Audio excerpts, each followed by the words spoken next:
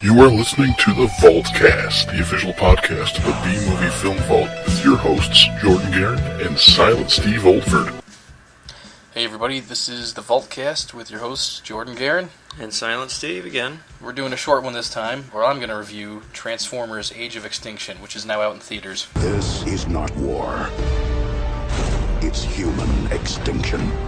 And I'm going to review his review, since I have no intention of seeing the film. I'm just sort of going to use your review of the film to judge whether I will ever, in passing, watch this movie. Okay, fair enough. Alright, so my first problem with the movie, you can't give this a simple synopsis.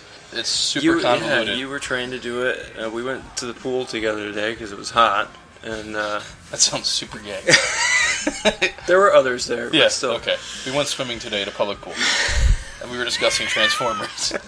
But, and you couldn't sum anything up about it. I couldn't. Plotline number one is the United States government has turned against all of the Transformers, Autobots and Decepticons, and they have a hit team called Cemetery Wind, led by Kelsey Grammer. A new era has begun. The age of the Transformers is over. Plotline number two is Mark Wahlberg is this down-and-out inventor who happens to buy a certain truck. I don't think it's a truck at all. I think we just found a Transformer. That was sitting mysteriously in a rundown movie theater and pays $150 for it. How many years after this is? I think this is like real time. A decade after the events. Oh, really? Okay, so it's kind or of maybe 6 years. I don't really know. They don't really get into that. Okay. So he discovers that it's Optimus Prime, and he repairs him. And then Cemetery Wind comes to get Optimus from Mark Wahlberg because they're all over the place looking for Autobots. And then on top of that, Cemetery Wind is in cahoots with a Transformer called Lockdown, who's an intergalactic bounty hunter. See what I mean? Like, this should be simple. Yeah. The other movies where the Decepticons are attacking the world, the Autobots fight them off with our help. This one's like all over the place. You have all of this, and then Optimus gets the remaining Autobots together. And I like the new characters they have. There's Hound, who's voiced by John Goodman. Yeah. Who has robotic facial hair also? Yeah, he has like curly wires for a beard. And like he's designed to be like an overweight U.S. soldier. Okay. He's really cool. I enjoy him. And he's got tons of guns everywhere. He's kind of like a replacement for that character in the first movie, Ironhide, who was unceremoniously killed off in the second one. And then there's Ken Watanabe as Drift. Which a lot of people are saying is like really racist. He's not that racist. He's generic, like samurai character. He speaks in haikus? He does speak in haikus. Okay. He's not even one of the old mainstay characters. I think they came up with him like just a couple comic book lines ago. Yeah. And he turns into a helicopter, and then the blades of the chopper are his samurai blades. Okay. All right. So it's kind of cool. And then the third one's Crosshairs. He's kind of comes off as a Jason Statham kind of character, who's like a soldier of fortune, and when he transforms into a robot, like the metal around his legs looks like he's wearing a duster. So I thought he was a really cool character. They're all pretty neat. And then there's the DINOBOTS, who only show up towards the third act, but they're really cool to watch in action. Okay. And pretty much they're like the thing that everybody was waiting for. The only problem is you have to get through 2 hours of movie to get to those guys. Yeah. Okay, so Optimus gets away, rounds up the Autobots, and then in the meantime, Stanley Tucci shows up, and he works with the CIA, and he's creating his own Transformers. Earlier, at the beginning of the movie, you see, like, these ships show up on... Okay, well, I gotta stop you here. This is so confusing. Dude, I'm confused. Is it any clearer when you're watching it? Not really. The first 5 minutes of the movie is jarring. Right, I had questions just based on the trailer, and I'd like to throw them at you. Okay, go for it. Why, all of a sudden, when they had Megatron for so many years, are they interested in what the Transformers are made of? Why didn't they know about it when they had him? This is the greatest advance in modern physics since the splitting of the atom.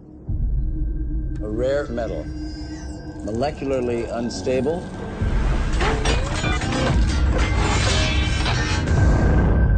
It's what they're made of. Apparently, in this movie, they show like a secret factory. Yeah. They've been melting down the Autobots and Decepticons they capture and destroy. Yeah. And they've been using their metallic flesh, but it's not enough. So they discover up in the Arctic when they're blasting, they call it transformium, by the way. Okay. You know, it's not as goofy as unobtainium, I guess, but they find transformium, they mine it, and they're building their own Transformers. They're making the originals obsolete, is what the plan is. Don't you get it? We don't need you anymore.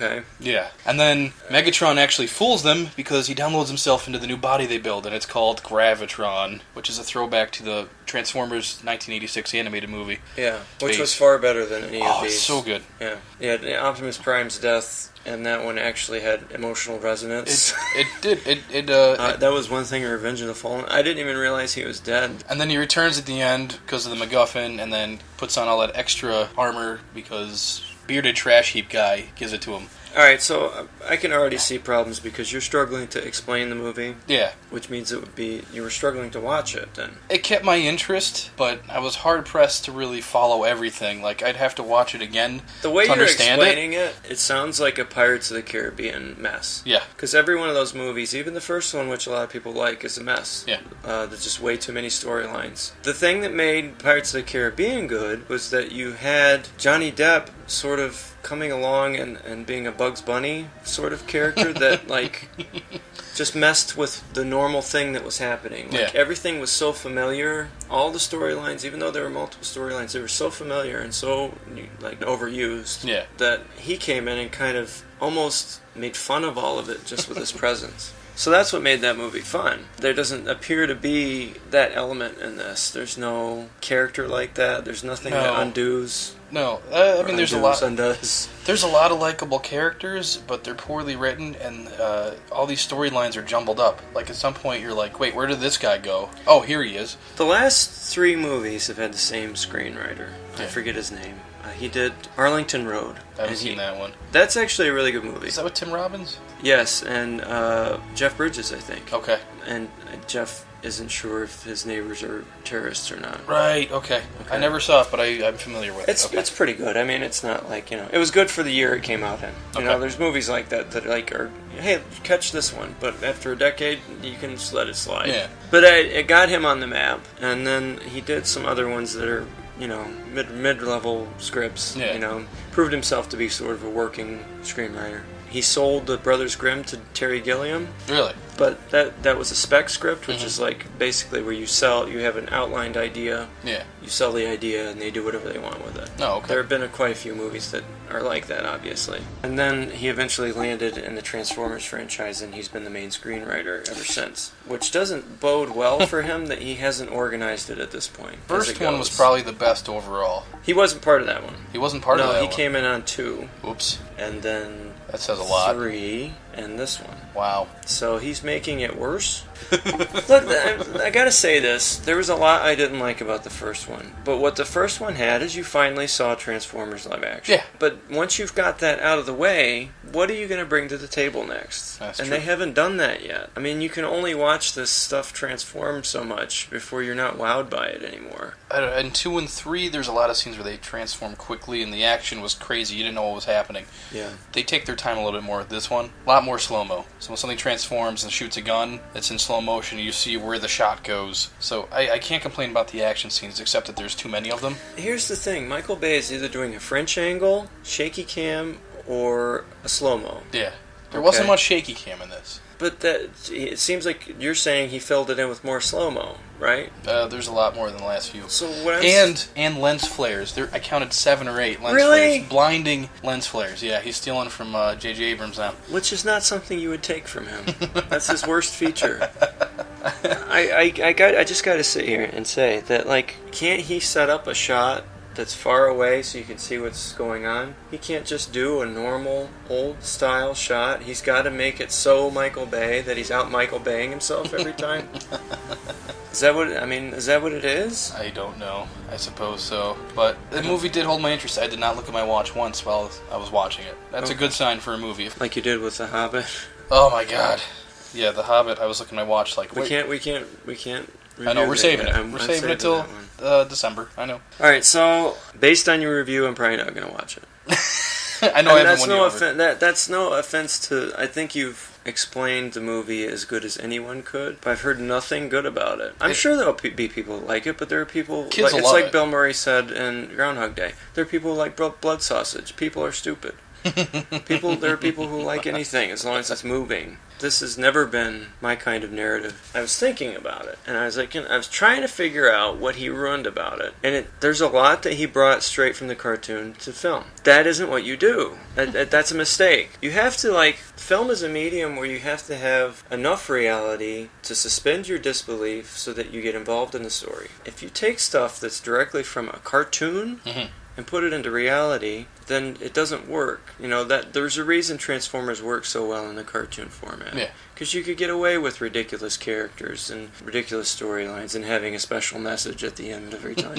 Isn't it better to try to solve problems instead of running away from them? Maybe I could try talking to my parents again. Yeah, tell them how you feel. And remember, running away leads nowhere. Now I know. And knowing is half the battle. The Transformers! You could get away with it because it's a cartoon. It's a Saturday morning cartoon. There's a certain amount of expectation for when you're going into that. You're going into a movie, you want the right elements from that cartoon brought in. And I think he brought in the wrong elements.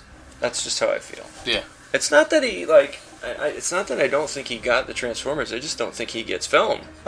It's a serious condemnation of the man. He makes his living making films, and you're like, he doesn't get it. I think he's a great... I think he'd be a great DP. Double penetration? No. Director of photography, yes, I director of photography. I don't think he's when you put him in charge of narrative, I don't think he particularly cares about narrative. I think it's so low on his list. Yeah. And the problem is that's what people get involved in. Yeah. Every classic movie that people love has a strong narrative. And this does not have a strong narrative. This has strong box office. It does. It has a hell of a cast in it. It has strong box office. That's how you get a hell of a cast.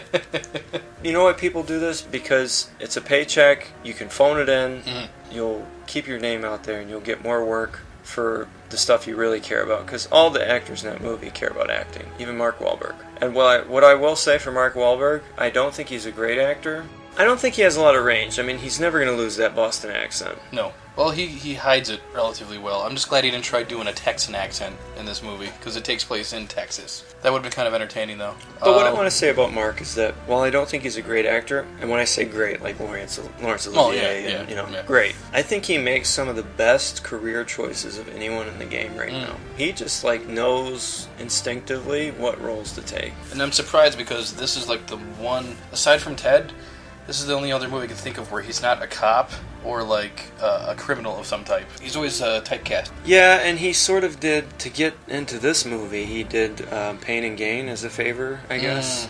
Okay. To Michael Bay. I mean, I'm sure he got paid for it, but he's Michael Bay wanted to do that. That was Michael Bay's version of an art project, I guess. And he did that to get into Transformers, and it worked for him. And he's not making horrible career choices. He's staying out there without having to change the way he acts very much, which is hard to do. Yeah. The only other person that's done that is probably Bruce Willis. Who just plays Bruce Willis and everything now. Yeah. So...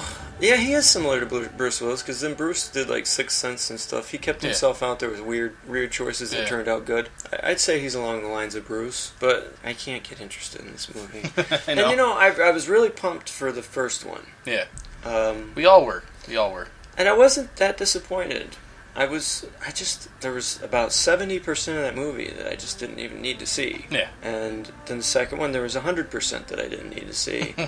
And the third one, I saw on network television, which was fine because I didn't have a problem walking away from it and doing other things. Yeah. I was that disinterested in what was happening. It's such a weird thing. He's keeping his career afloat with these Transformers movies because everything he does but Transformers, tank. Well, it's name recognition. It's brand recognition. That helps. He said this is another trilogy, right? I thought he was just doing one more, but I guess they're going to stretch it out because it does end and set things up for a sequel, of course. If you're doing another trilogy, why not hand it off to somebody who might do something? He might. You don't know if he might just go on as a producer and let somebody else take the helm. But I will say the ending. Have you ever watched the cartoons? Yes. Did you grow up on them? Okay. Okay. Excuse me. I'm sorry, sir. Do you remember who created the Transformers? No, I don't remember that. How do you? Okay. They're briefly in the animated series in season 1, but they're in the animated movie from '86. They're called the Quintessons. Oh yeah, okay. Right. They put people on trial, and if they judge you innocent, they kill you and throw you to the Sharkticons or whatever they're called. The Quintessons are sinister robotic creatures with 5-sided heads, each side with a different face, including the face of death. these tentacled beings who travel on beams of energy are cruel and emotionless, and the creators of all the Transformers on Cybertron millions of years ago. They tease them in this movie because the bounty hunter, Lockdown, is collecting Optimus Prime for a bounty because he says the Autobots creators want him back. They're not happy that the Transformers have mingled with humanity and other races in the universe. Mm-hmm. So that's the reason he's there. And at the very end of the movie, there's a lot of spoilers here, but at the very end of the movie, Optimus Prime gives one of his speeches, like, I send this out to all Autobots. But he's like, I'm coming for you, my creators, leave the Earth alone. So I'm kind of interested. I want to see if they go that route. Like, are they going to have a giant tribunal head telling people that they're innocent and drop them to their deaths? Or is it going to be some master race of robots? Or are they going to be human? I don't know. And you don't care. You're just looking here like, whatever. I'm not... There's a spark of interest. There isn't a spark of interest. For me, there isn't. I know. Only because this just dials into everything else that's been done lately for me, though. Being pumped for a movie is more fun than seeing a movie anymore. That's true. And it's just one movie after another that you just are disappointed in because it's marketed to be this great thing that it isn't. And you have to see it. If you don't see this movie, you're not cool. So, and it's all about the opening weekend, and they don't care. They only care about getting you in that first weekend and then tricking people into coming in after that. It's the #1 movie in the world. #1 comedy in America. In other words, you're the only person who didn't see this weekend. Bullcrap, you know what I mean? Yeah. Oh, I better take care of that. And I will say the Dinobots, it was good to see them in the movie. I think that was the main draw, to tell you the truth, because everyone I've talked to said the movie was meh. They're like, it was cool seeing the Dinobots. Especially Optimus Prime. You see it in the preview where he hits Grimlock in the face with a shield. Yeah.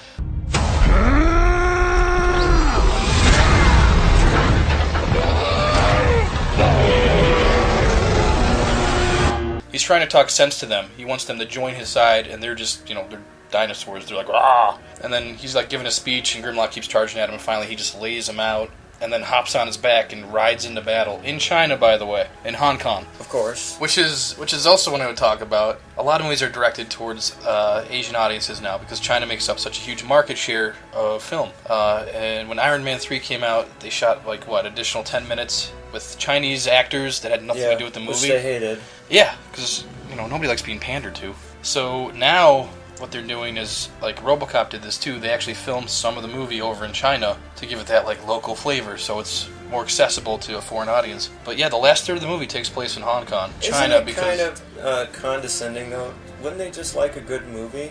Why would they want a movie that is in a part of the country they already know? When I watch a movie, I don't care if it's in France. I don't care if it's set in China. It doesn't have to be set in America for me to like it. Mm-hmm. Why do we think it has to be set in China for them to like it? Are we assuming that they're absurdly bad racists that only like Chinese things? It's a ridiculous thing to do, and it's demeaning, and I think they don't like to be pitched to like that. Yeah. People despise being pitched to. Nobody likes being called at home and tried to sell something to you over the phone, and it feels that way with this. We're calling China. Look, we're setting it in your country.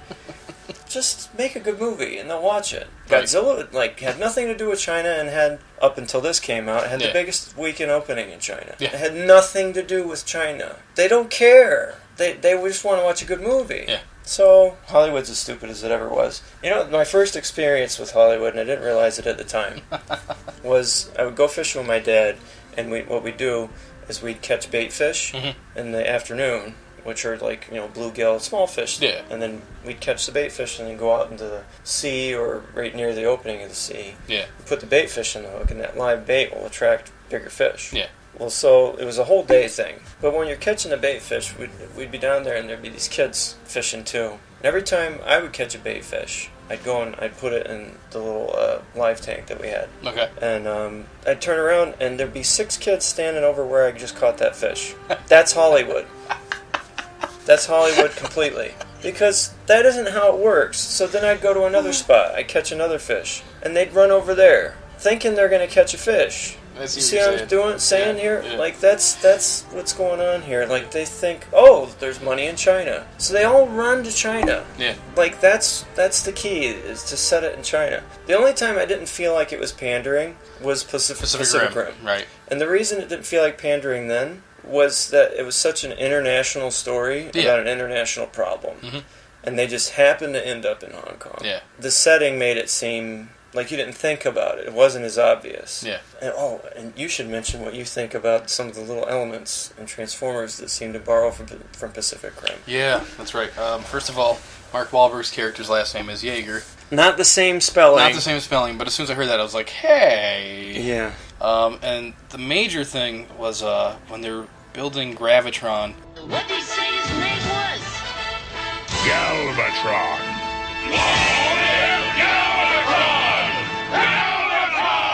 They're trying to make him look like Optimus, but he keeps turning into like a Megatron-style character. And, they're too stupid to realize that, maybe it's trying to turn itself into Megatron. And the one major design difference, it's Megatron, and he's like brightly colored, but he has this a vent. The nuclear vent. Yeah, like the nuclear vent in his chest. Gravitron has that for no reason. Her chest.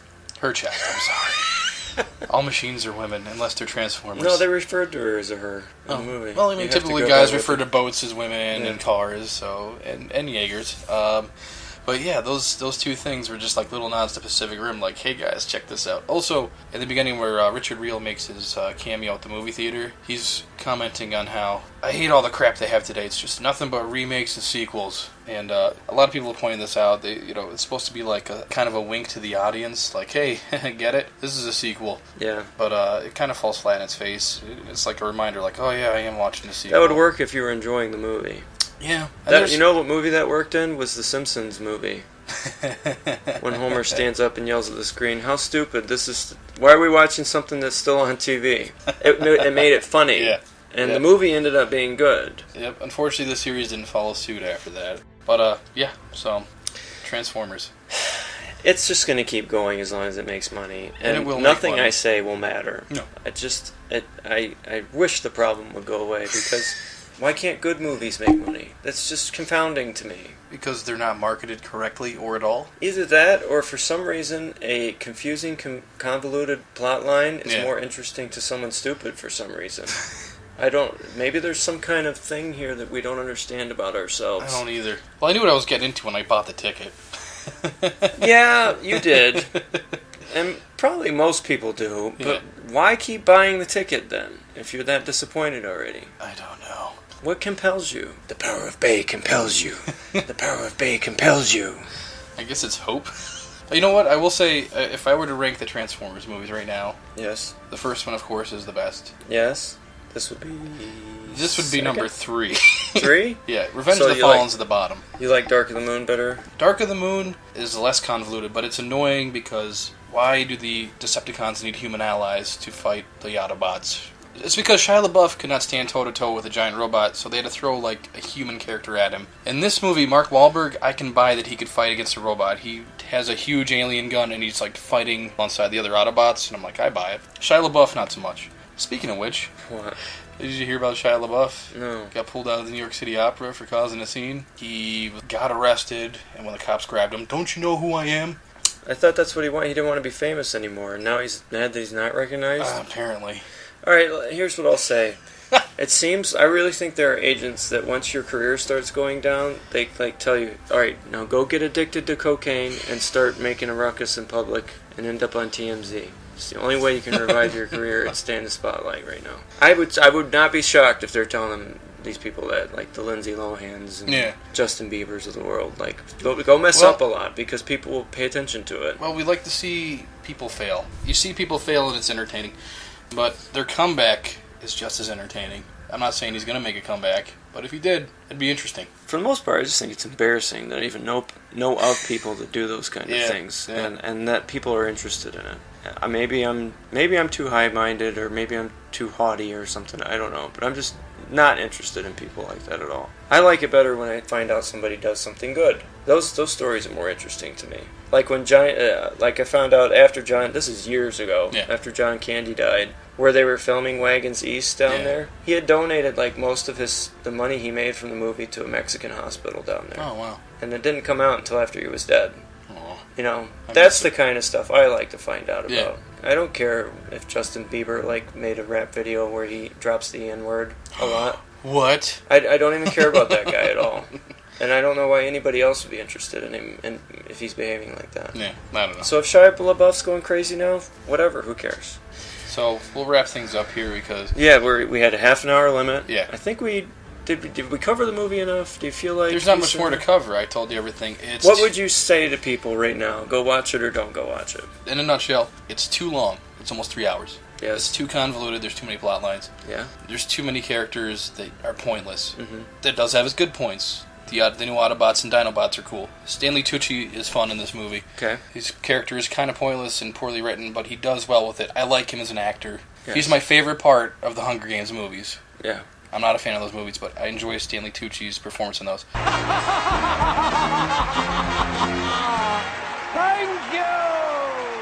Thank you!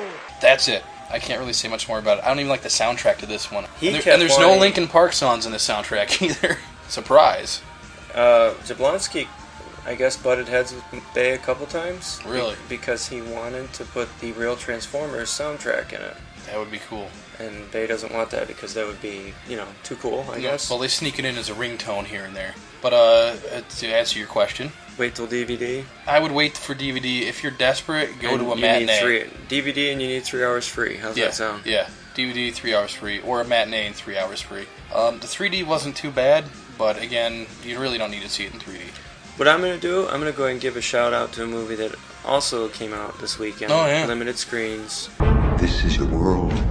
The train saved humanity. The engine lasts forever. The population must always be kept in balance.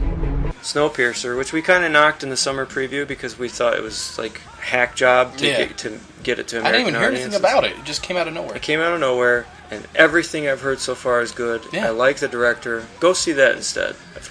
By all accounts, people are saying this is on par with District 9. Like that kind of where you walk out and you feel like you saw something new. Yeah.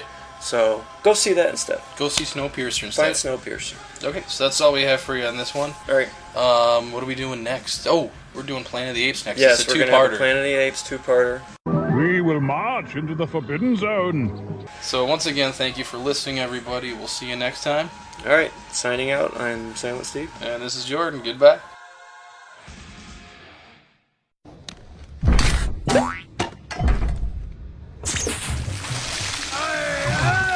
Bumblebee, stop lubricating the man. Get that thing to